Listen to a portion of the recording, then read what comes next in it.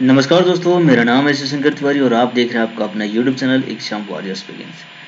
अभी अभी एक नोटिफिकेशन आई है, उस नोटिफिकेशन को देखकर बहुत ही ज़्यादा खुशखबरी आपको देने वाला हूं। काफ़ी अच्छा लगा मुझे भी कि मेडिकल में सभी को पास कर दिया गया है और ये नोटिफिकेशन आपको एनटीपीसी की तरफ से आई हुई है। अब ये रिजल्ट लेवल 6 का है, ये मैं आपको दिखाने वाला हूँ। जैसा कि आपको पता है कि लेवल 6 का जो रिजल्ट है, जो प्रोसेस प्रक्रिया है, वो कंटिन्यूसली चल रहा है। मेडिकल सभी जोन में लगभग चल रहा है और बहुत सारे जोन्स का कंप्लीट भी हो चुका है, उनका रिजल्ट आने वाला है। तो ऐसे में आप देख सकते हैं कि हर एक जोन अब अपना अपना मेडिकल जो बच्चे क्लियर कर चुके हैं उन सभी का लिस्ट यहाँ पे प्रोवाइड कर रहा है। ऐसे में एक और जोन का यहाँ पर ये लिस्ट आ चुकी है, वो लिस्ट देखने वाले हैं हम लोग यहाँ पे, और किस तरीके से यहाँ पे सभी बच्चों को मेडिकल में पास कर दिया गया है। और जैसा कि आपने देखा था कि पहले यूट्यूब पे काफ़ी सारा इस तरह की चीज़ें बताई जा रही थी कि मेडिकल में सिर्फ बीपी की वजह से लोगों को फेल किया जा रहा है, बहुत टफ मेडिकल हो रहा है। देखिए, ऐसी कोई बात नहीं है। जिसके अंदर फॉल्ट रहेगा, कोई भी फॉल्ट हो, अगर वो फॉल्ट ऐसा है जिसकी वजह से उसे डिस्क्वालीफाई किया जाना चाहिए तो डेफिनेटली मेडिकल में किया जाता है। अगर वो फॉल्ट क्योरेबल नहीं है, उसे ठीक नहीं किया जा सकता, या फिर वो ऐसी बीमारी है जो काफ़ी ज़्यादा आपकी वर्किंग कंडीशन पे इफेक्ट दे सकती है, तो ऐसे में कहीं ना कहीं उसकी वजह से फेल किया जाता है। तो इस वजह से आपको बिल्कुल डरने की ज़रूरत नहीं है। आप अगर मेडिकली फिट हैं, आपके अंदर कोई भी ऐसा डिजीज़ या इस तरह की कोई प्रॉब्लम नहीं है, जेनेटिक प्रॉब्लम नहीं है, तो कहीं ना कहीं आपके लिए कोई दिक्कत नहीं है। दूसरी चीज़, अगर आपको कोई प्रॉब्लम है भी और जो आपके वर्किंग कंडीशंस के लिए कोई प्रॉब्लमेटिक क्रिएट नहीं कर सकता, तो ऐसे में भी आपको डरने की बिल्कुल भी ज़रूरत नहीं है। अब मान लीजिए कि कोई गुड्स गार्ड का लिए फॉर्म फिलअप करता है, सपोज दैट, और वो गुड्स गार्ड्स में सिलेक्शन लेने के लिए करता है, उसका मेडिकल होता है, लेकिन उसका विजन ही ठीक नहीं है, तो वो क्या कर पाएगा? उसको कलर विजन है, तो कैसे वो कर पाएगा अपनी ड्यूटी?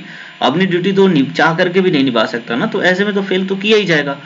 अब बीपी की ही अगर बात है तो ब्लड प्रेशर के पेशेंट जो होते हैं वो उनको कभी भी चक्कर आ सकता है, कभी वो गिर सकते हैं और काफ़ी सारी प्रॉब्लम्स होती हैं। तो ऐसे में बीपी का जो पैमाना है, जो आरआरबी ने ऑलरेडी डिसाइड किया हो, तो डेफिनेटली ऐसे कंडीशन में तो फेल किया ही जाना है।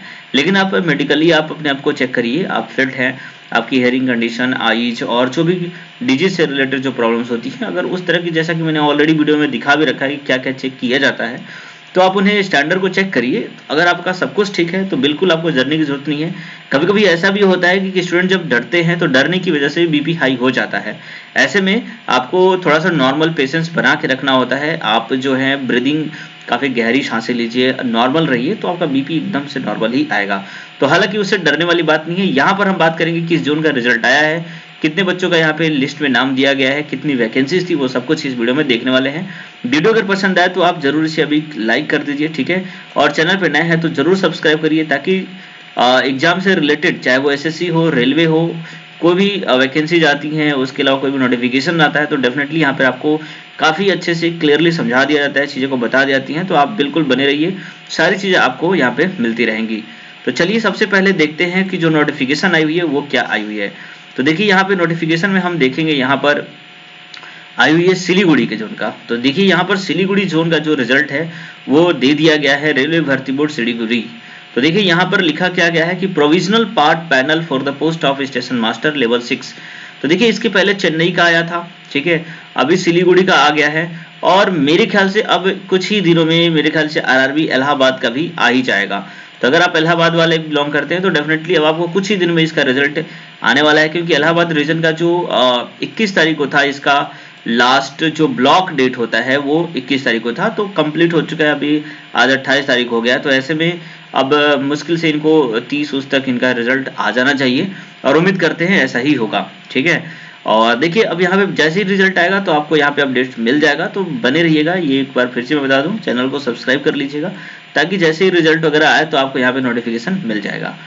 तो देखिए, यहाँ पे लिखा गया है, on the basis of performance in first stage CBT held 28 दिसंबर 2020 से लेकर के 31 जुलाई 2021 तक ये पूरा का पूरा एग्जाम हुआ था सीबीटी 1 का। इसके बाद सेकेंड स्टेज सीबीटी जो था कि 9 मई 2022 से लेकर के 17 जून 2022 तक ये हुआ था डिफरेंट फेजेस में। इसके बाद यहाँ पर देखिए कि एप्टीट्यूड टेस्ट जो था 30 जुलाई को हुआ था, और उसके बाद डॉक्यूमेंट वेरिफिकेशन का जो इन्होंने डेट दिया था, वेरिफिकेशन ऑफ डॉक्यूमेंट वेरिफिकेशन, देखिए 18 अक्टूबर से लेकर के 19 अक्टूबर तक का डेट था, और जो भी स्टूडेंट यहाँ मेडिकली फिट हुए थे उनको यहाँ पे दिया गया है। तो देखिए, यहाँ पर 18 से 19 अक्टूबर तक का यहाँ पे टाइम था अभी आज का जो डेट है वो है 28 अक्टूबर। तो देखिए यहाँ से कितने दिन बाद दिया गया है रिजल्ट, तो 10 दिन बाद। तो इसी वजह से मैंने बोला कि देखिए 21 तारीख को लास्ट जो ब्लॉक डेट था वो आरआरबी इलाहाबाद का, तो इसे 10 दिन बाद अगर आप देखो तो 30 तारीख, 31 तारीख या फिर 1 नवंबर, इन्हीं कुछ दिनों में ये रिजल्ट भी दे देंगे। तो ऐसा अप्रोक्सीमेटली 10 दिन का टाइम ये ले ही रहे हैं, है ना। तो आगे देखिए रोल नंबर वाइज यहाँ पे पूरा पूरा स्टेशन मास्टर का जो देखिए कैटेगरीज जो नंबर 2 थी लेवल 6 के, उसके लिए यहाँ पे रिजल्ट दिया गया है जो कि ग्रेजुएशन पोस्ट था, ठीक है। तो ये सारी चीजें यहाँ पे लिखी गई हैं। तो चलिए हम यहाँ पे देखते हैं आगे नोटिफिकेशन में क्या लिखा गया है कि this is a provisional part panel prepared keeping vacancies in due medical fit report for the post of station master. तो पार्ट पैनल प्रिपेयर्ड है, यानी कि देखिए जो भी रिजल्ट है इसको आप फाइनल नहीं मान सकते हैं, है ना।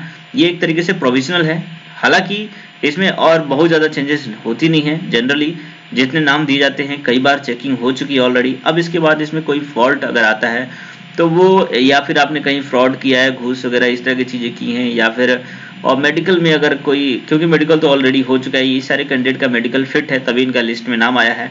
तो बहुत ही कम, लगभग 0.001% ही चांस होता है कि इस लिस्ट में आए हुए स्टूडेंट का नाम हटा दिया जाए, ठीक है। तो फाइनली ये जो लिस्ट है इसमें टोटल 48 छात्रों का नाम दिया गया है। अब ये देखना होगा कि यहाँ पर टोटल वैकेंसी कितनी थी और कितने छात्रों को पास किया गया है, क्योंकि यहाँ पर लिखा गया था कि ये प्रोविजनल पार्ट पैनल रिजल्ट है और कुछ छात्रों के जो हैं वो आगे की तरफ में कुछ रखे गए हैं। तो देखिए यहाँ पर अगर हम वैकेंसीज की बात करें तो आपको मैं दिखा दूं कि जो पिछला नोटिफिकेशन है सिलीगुड़ी जोन का, वहां पे आप देख सकते हैं कैटेगरी नंबर 2 में यहाँ पर स्टेशन मास्टर का जो टोटल जो पोस्ट है ना वो कितनी है, तो यहाँ पे देखिए आप 50 पोस्ट हैं। तो जैसा कि मैंने बोला था कि सभी बच्चों को सिलेक्शन हो गया, तो आप क्या मान सकते हैं सभी बच्चों का? जी बिल्कुल, अगर 50 में से 48 बच्चों का सिलेक्शन हो चुका है तो आप इसे सभी बच्चों का ही सिलेक्शन मानेंगे। और दूसरी बात ये कि ये जो 2 बच्चे बचे हुए हैं ना, उनका क्या है, देखिए वो कुछ किसी वजह से अभी उनको हेल्ड करके रखा गया है ना। हेल्ड करके रखा गया मतलब उन्हें डिस्क्वालीफाई नहीं किया गया, ऐसी ही बात है। अगर डिस्क्वालीफाई किया गया होता तो यहाँ पर और बच्चों को बुलाने की बात होती और यहाँ पे ये लिखा जाता कि बाकी जो पोस्ट हैं उसके लिए दोबारा से ये पैनल इशू करेंगे। तो इस तरह की कोई बात यहाँ पे नहीं लिखी गई है, ठीक है। तो इस वजह से हम ये कह सकते हैं कि कहीं ना कहीं 2 बच्चों को जो रखा गया है, हेल्ड किया गया है, उनमें कोई फॉल्ट हो सकता है उसे, या फिर हो सकता है उन्हें मौका दिया गया होगा दोबारा से मेडिकल कराने का, इस तरह की चीजें हो सकती हैं, ठीक है। तो कहीं ना कहीं ये सारी चीजें, तो इस तरीके से आप देख सकते हैं कि यहाँ पर जो रिजल्ट दिए गए हैं लगभग 100% यहाँ पे रिजल्ट दे दिया गया। और ये काफी अच्छी बात है क्योंकि इसके पहले ऐसा देखा जा रहा था कि काफी सारे स्टूडेंट जो है मेडिकल में फेल हो जा रहे थे। तो देखिए जो स्टूडेंट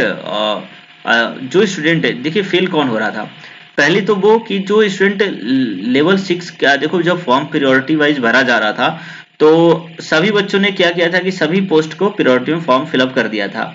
और ऐसे में जब उसने एग्जाम दिया और लेवल 6 में भी उसका हो गया, जबकि उसकी प्रायोरिटी लेवल 5 या 3 या 2 ऐसे पोस्ट के लिए थी, लेकिन लेवल 6 भी उसका लास्ट में था और वो भी हो गया क्योंकि लेवल 6 का रिजल्ट आया तो सबसे पहले जो भी कहीं भी लेवल 6 का प्रायोरिटी वो दे रखा था तो उसका नाम आया था। ऐसे में कोई छात्र अगर उस क्राइटेरिया को फॉलो नहीं कर पा रहा था तो भी वो लेवल 6 में एलिजिबल है।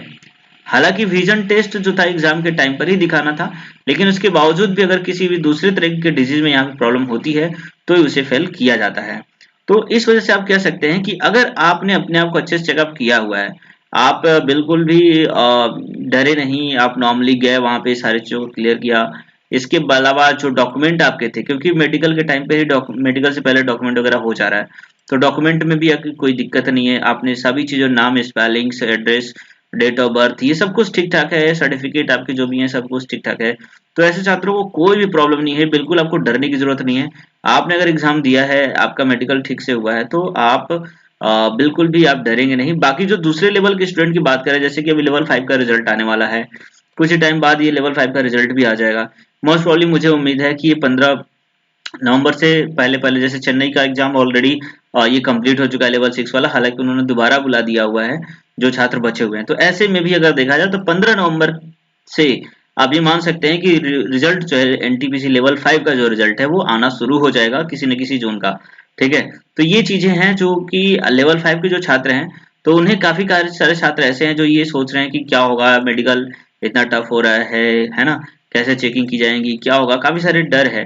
देखिए डरने की बिल्कुल भी जरूरत नहीं है। आपको सबसे पहली बात यह है कि आप जो है ना अपने बारे में जानते हैं, आपको पता है कि आपका बॉडी में क्या फॉल्ट है। अगर किसी भी तरह का भी फॉल्ट आपको समझ में आता है तो उसे क्योर करा लीजिए। अभी के अभी आप डॉक्टर से मिलिए, आपने कोई प्रॉब्लम्स है तो उसे बताइए, है ना? या फिर उसके लिए प्रैक्टिस करिए। अगर आई रिलेटेड प्रॉब्लम है तो चीज़ें ठीक हो जाती हैं नॉर्मली, है ना? तो आप उसकी अब कलर विज़न है तो देखिए वो ठीक नहीं हो सकता। तो ऐसे में आपको नहीं जाना चाहिए क्योंकि है ही है। तो डेफ़िनेटली आप जाओगे तो पैसा खर्च होगा, आपका टाइम वेस्ट हो जाएगा। तो अगर आपका कलर विज़न वगैरह है तो अब जाने की ज़रूरत ही नहीं है। और लेकिन अगर आपका सब कुछ ठीक-ठाक है तो नॉर्मली आप जाइए, अपना एग्ज़ाम कंडक्ट करिए और उम्मीद करते हैं, यही प्रार्थना करते हैं कि जो भी छात्र एग्ज़ाम्स में क्वालीफाई हुए हैं, जिनका मेडिकल में नाम आया हुआ है, वो सभी के सभी छात्र इसी तरीके से पास हो जाएँ, मेडिकल में कोई फ़ेल ना हो, ये उम्मीद और कामना करेंगे ईश्वर से। बाकी आप की जो भी क्वेश्चंस हैं वो आप मेरे कमेंट में कर सकते हैं। आपकी जो क्वेरीज़ है उसका यहाँ पे सॉल्यूशन ज़रूर किया जाएगा। तो चलिए आज की वीडियो में इतना ही रखेंगे, मिलते हैं नेक्स्ट वीडियो में, तब तक के लिए आपका दिन शुभ रहे। जय हिंद, जय भारत।